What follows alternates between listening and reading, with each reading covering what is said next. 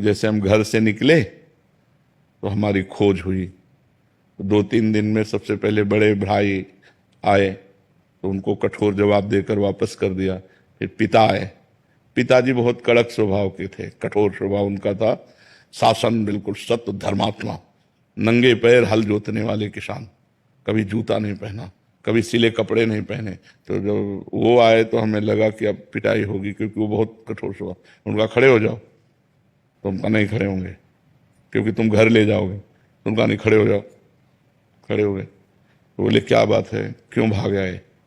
तो हम भगवान का भजन करके भगवान को प्राप्त करना चाहते हैं। उनका ऐसे भगवान की प्राप्ति होती है, मारे मारे घूमने से भगवान की प्राप्ति होती है। भगवान की प्राप्ति तो साधना से होती है, और वो गृहस्थी में भी हो सकती है। हम लोग भजन नहीं कर रहे क्या? तो हम कहा हमें ऐसा भजन नहीं करना, हमें विरक्त होकर भजन करना है।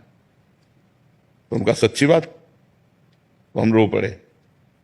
एक तो भय उनका, और दूसरा कि हमें घर न ले जाए, हमें भगवान की प्राप्ति करनी है। पूर्व जन्म का कुछ ऐसा था कि जो हमें भगवान की प्राप्ति करने का चस्का लगा। कोई हम दुख या किसी समस्या से थोड़ी निकले। 13 वर्ष के बालक को क्या दुख, 9th क्लास में पढ़ रहे थे। तो पिताजी ने ऐसे गले लगाया, राम राम राम। वो स्वयं भक्त थे।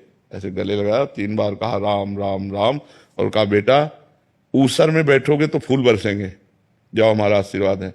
लेकिन जिंदगी में अगर हमने ये सुना कि किसी माई बहन की तरफ तुम्हारी गंदी दृष्टि हुई, नहीं, गृहस्थी में चलो और भजन करो, और अगर बाबा जी बनो तो जीवन में कभी ये शिकायत हमें न मिले। तो हमका वादा करते हैं कभी शिकायत नहीं मिलेगी। तो उनका चलो हमारे साथ। और उन्होंने पहले सदगुरुदेव भगवान जिन्होंने हमें वर्ण किया अपने शिष्य के रूप में, उनके पास ले गए। और सैमसी में रहते थे, एक पर्ण कुटी बनाकर रहते थे। मंदिर बना, आज भी मंदिर बना हुआ है सैमसी में। गुरु जी से कहा, उनका देखा, बोले कैसे आना हुआ? बोले स्वामी जी ये लड़का कह रहा हम बाबा जी बनेंगे। तो उनका कोई बात नहीं, एक छोड़ दो, 1 हफ्ते में भाग के घर आ जाएगा या तो बाबा जी बन जाएगा।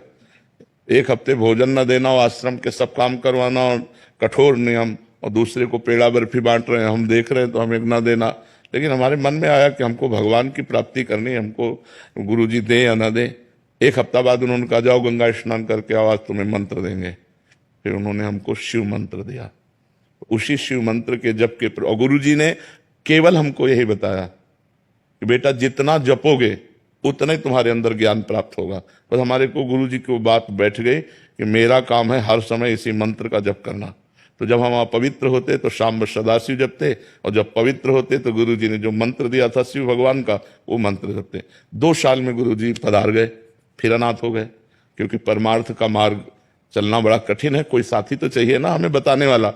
अभी 13 और 2 15 की आयु हुई तो एक संत आते थे, सुखदेव आश्रम जी महाराज। उनसे हमने कहा महाराज जी हमारी जवानी की तरफ कदम बढ़ रहे हैं, और हमें हमारे गुरु जी अंतर ध्यान हो गए, हम चाहते हैं आप कृपा करें और मुझे आगे का मार्ग।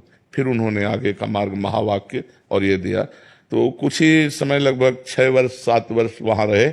इसके बाद गंगा का किनारा पकड़ लिया। घोर विरक्ति, 1 रुपया कभी जीवन में नहीं रखा, ना आज है हमारे पास, ना आज है और ना जीवन में रखा। जैसे जीवन में थे वैसे ही। अंतर बस ये हो गया, पहले एकांत रहते थे, अब समाज में रहते हैं। पहले भरण पोषण आकाश वृत्ति के द्वारा होता था, आज भी भरण पोषण आकाश वृत्ति के द्वारा ही होता है। किसी से मांगना नहीं, कोई यहाँ फीस नहीं, अपने आप जो आ जाए उसी से भरण पोषण सबका होता है। भगवान की कृपा से जब काशी पहुंचे तब लगा जीवन का यही स्थान है, आजीवन काशी वास करो। घाटों में वास करते थे, किसी आश्रम में नहीं। ऐसे करने का स्वभाव नहीं था।